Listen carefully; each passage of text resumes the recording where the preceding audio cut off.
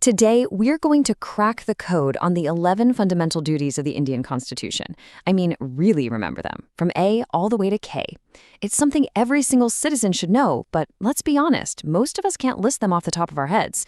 So let's build a simple code to remember them, together. Look, we all know our fundamental rights, right? We talk about them all the time, equality, freedom of speech, and all that, and they are absolutely essential. But that's only half the story. The Constitution is all about balance. So let me ask you, you know your rights, but do you know your duties? That's what we're here to figure out. You know, the famous jurist Sir John Salmond nailed it when he said, rights and duties are correlative. It's such a powerful idea. Just think about it. They're like two sides of the very same coin. One really can't exist without the other. My right to something often depends on someone else's duty to respect it, and the other way around.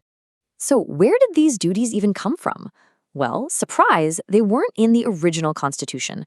The first 10 were actually added back in 1976. Then, much later, in 2002, an 11th duty, all about education, was put in. Now you can find the whole list in just one place, Article 51A. Okay, you ready? Let's start building our memory tool. We're going to break the 11 duties into 3 easy chunks. The first one, covering clauses A through D, I like to call the nation's code. These are the big ones, the duties we owe directly to our country and what it stands for. All right, first up, A is for abide. This is the bedrock, the foundation of it all. It's our duty to abide by the Constitution, the official rule book for our entire nation, and to show respect for our national symbols like the flag and the anthem. Simple, but so important. Next, we have B for brave ideals. This one asks us to remember what the freedom struggle was all about. Those noble ideals of nonviolence, liberty, and justice, our duty is to cherish them and let them guide us. It's about keeping that incredible spirit alive. And then, C is for country's unity. This is a huge one. It's on all of us, together, to protect India's sovereignty, unity, and integrity. It means we have to stand as one, no matter how diverse we are. And to wrap up this first section, D is for defend. This one's pretty straightforward, right? It's our duty to defend the country and be ready to step up for national service if the call ever comes. Okay, first 4 are down. See? Not so hard. Now let's get into the next batch, from E to H. This group is all about our social duties, how we treat each other, our culture, and our planet. Let's call it harmony and heritage.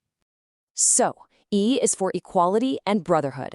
This duty calls for us to build a spirit of brotherhood that goes beyond any religion, language, or region.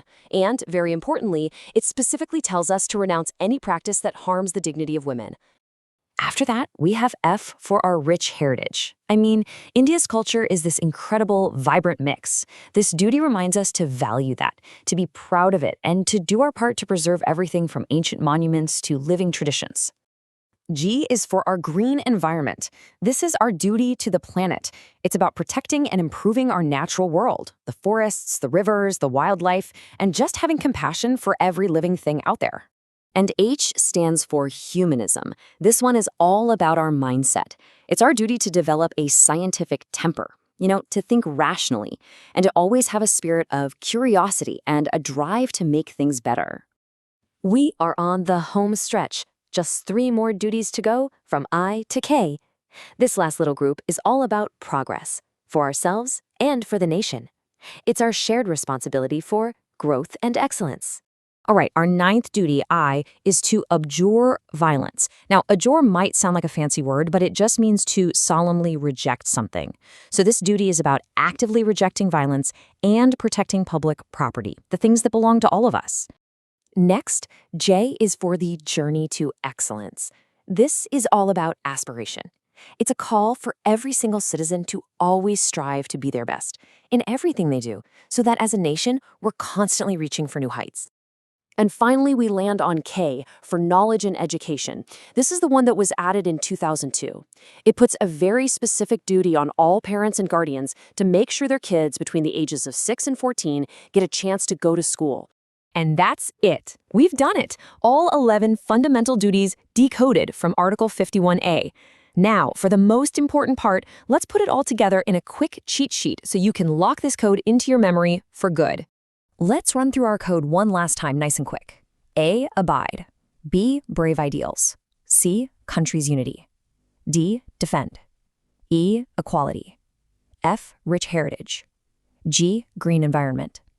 H. Humanism. I. Observe violence. J. Journey to excellence. And K. Knowledge and education.